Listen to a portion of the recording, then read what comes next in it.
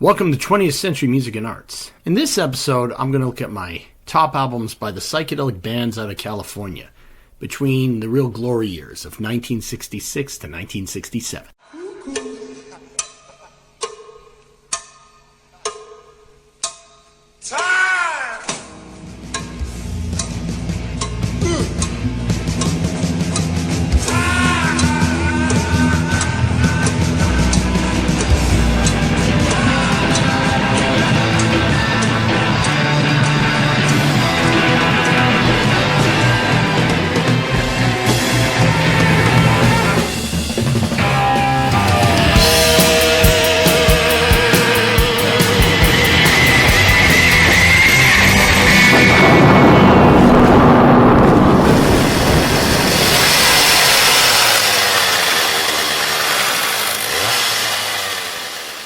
Now, much of the roots of psychedelic rock, of course, came out of the state of California, particularly the Haight-Ashbury district in San Francisco during the mid to late 1960s. For this video, I'm going to select a bunch of albums between those prime years of 1966 to 1968. My criteria is just that the band has to be from California, and I'm actually going to include only one album per band. Let's get started. First on the list, we have A Web of Sound by The Seeds. The Seeds are, of course, best known for their garage rock classic Pushing Too Hard, which appeared on their debut album, which was also released in 1966. However, their second album, A Web of Sound, it really saw the band expand on their sound, and they incorporated a lot of more experimental material. The organ is really at the forefront. It's kind of like swooshing all over the place, along with, there's that great garage rock guitar, and of course, Sky Saxon's vocals, whose tone and lyrical content is definitely taking cues from Bob Dylan, especially on the opening track, Mr. Farmer. This album is a great link between the garage rock sound and the psychedelic era that came after. Used to live in an apartment in a big old city.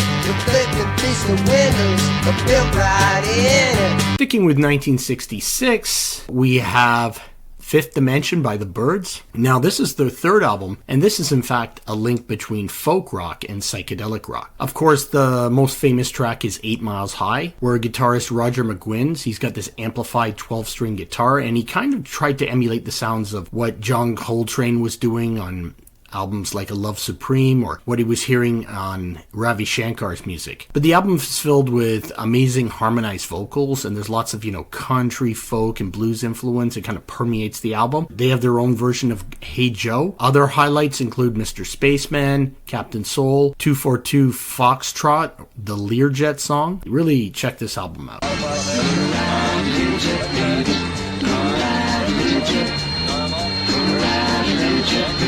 Now let's go on to 1967, and that's kind of the definitive year for psychedelic rock, of course associated with the Summer of Love, and a band that very much symbolizes that year is Jefferson Airplane. For this, I'm going to select the album Surrealistic Pillow. This was their second album, and it was the first album to come out that year in 1967, and also the first album to feature vocalist Grace Slick. And she's able to create sort of fantastic multi-voice harmonies, along with Martin Balin and Paul Cantor. Of course, this album is best known for tracks like Somebody to Love and White Rabbit, but there are other great songs such as She Has Funny Cars, 3/5 a Mile in 10 Seconds, DCBA 25, and the great Plastic Fantastic Lover. There's actually a lot of fantastic guitar playing on this album. You away with people blowing my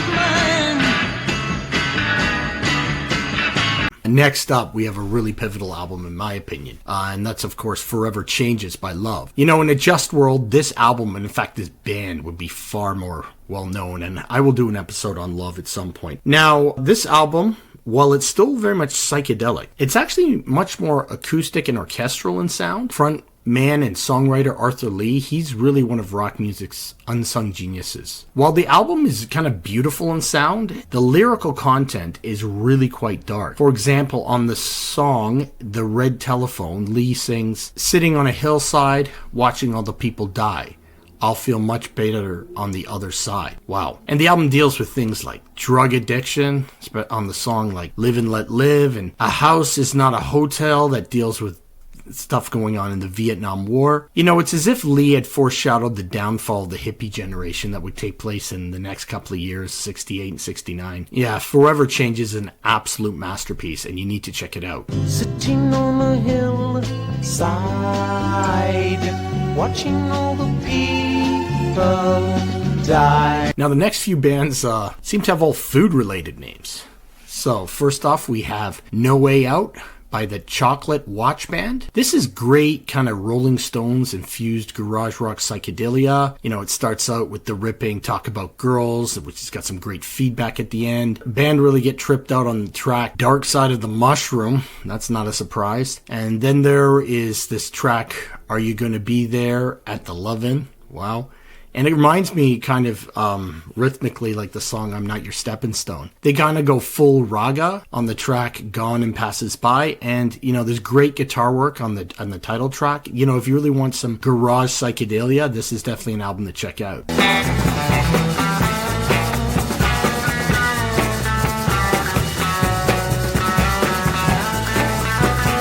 Sticking with food, we have Peanut Butter Conspiracy is Spreading by the Peanut Butter Conspiracy, and that's 1967 also. Here, imagine you get a really tripped out version of the Mamas and Papas. It's definitely quite poppy with quite a bit of orchestration, but it's still got that psychedelic experimentation all through it. It's really good. Great tracks like It's Happening Thing, Twice As Life, Why Did I Get So High, The Marketplace, and You Took Too Much. Yeah, I see a theme here. It's great stuff, and it really symbolizes that time period. Why did I get so high just to fall from the sky? Sticking with maybe food that's not so delicious, or maybe it is, I don't know. We've got the Electric Prunes with their self-titled debut album, again 1967, and this is great garage psychedelic with some really tripped out sounds at times. Of course, the band is best known for I Had Too Much to Dream Last Night, which is, an absolute cerebral psychedelic rock classic. But this album is filled with numerous great tracks like Bangles, Are You Loving Me More, But Enjoying It Less, Sold to the Highest Bidder, Get Me to the World on Time, that's a really, really good song, and Try Me On for Size. This is a really, really solid album. You gotta get me to the world on time.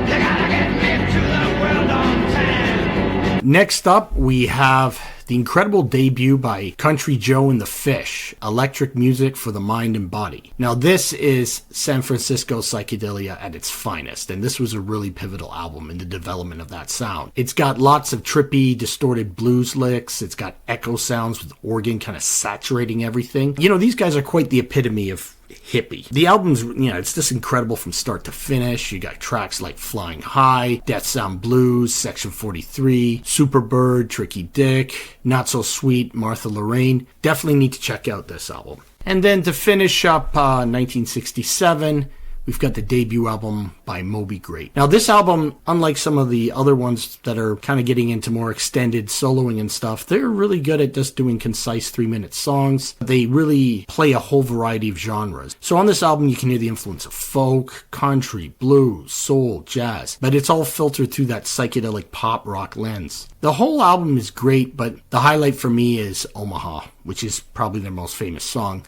Skip Spence, he is an absolute genius, and it's a tragedy how everything turned out for him. Definitely check out the debut album of Moby, Grape. Listen, my friends. Listen, my friends.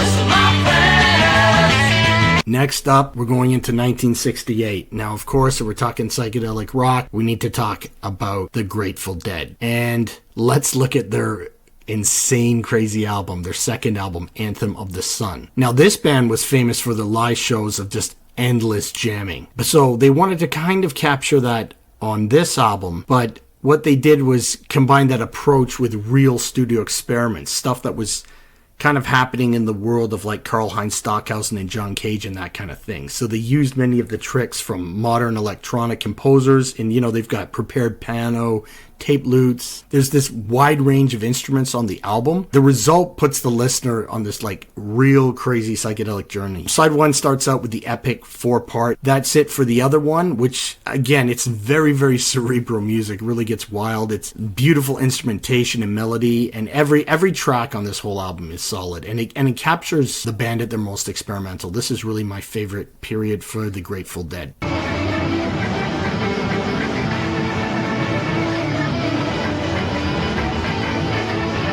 Well, we're going to stick with some of the big names here. And of course, I'm going to talk about The Doors. And I'm choosing Waiting for the Sun from 1968. I could have chosen any of the first 3 albums by The Doors, but I'm going to go with Waiting for the Sun. I think that's my favorite. Now, The Doors have this sort of dark gothic sound, which makes them quite different from the vibe of a lot of the other bands, you know, with Jim Morrison's lyrics. Now, this album is just amazing. There's not a bad track on it. It starts out with the great Hello, I Love You. It's like a pop song with a heavy edge. If you want to get really, really out there, Not to Touch the Earth, it's got this sinisterness to it. There's the great Unknown Soldier. Again, both an intense sound and message. I love the epicness of Spanish Caravan, but it ends with the great heavy 5-1. Just solid stuff.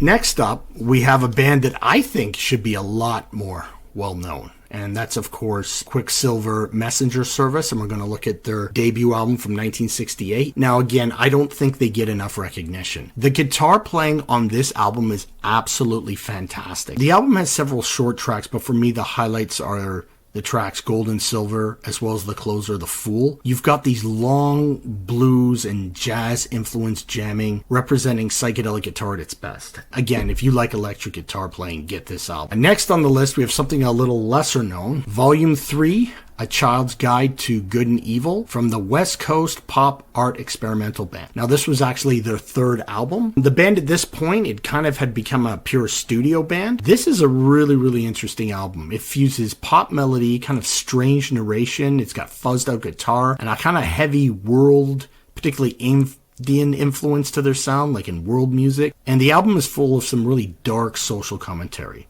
particularly with what was happening in Vietnam at the time. There's a track called Child of a Few Hours is Burning to Death, and it just describes the brutality of using napalm on a civilian population. It's very, very unique, and it was a favorite of John Lennon's son. It's another band that should be more well known. A child of a few hours is burning to death.